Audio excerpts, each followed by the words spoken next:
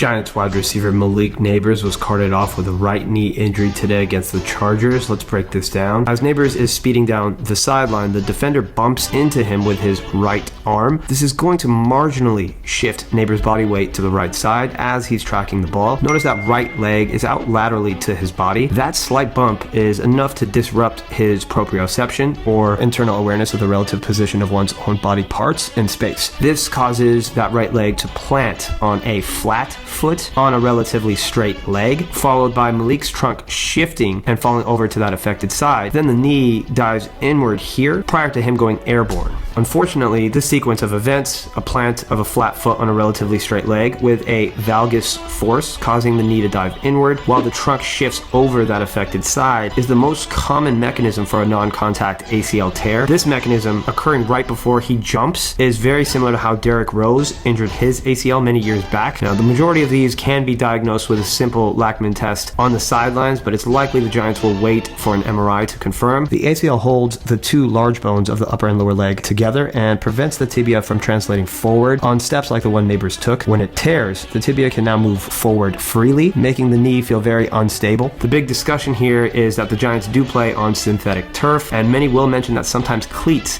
can stick to turf more, and the turf also has less give. Could that contribute to the flat foot catching the ground here? It's definitely possible. The literature does indicate that ACL injuries are more prevalent on artificial turf compared to natural grass. Best case scenario here, it could be an MCL injury. However, the video analysis fits more of an ACL injury picture, and I wouldn't be surprised if this was a season-ending injury. I hope that's not the case. Wishing Malik a safe and speedy recovery.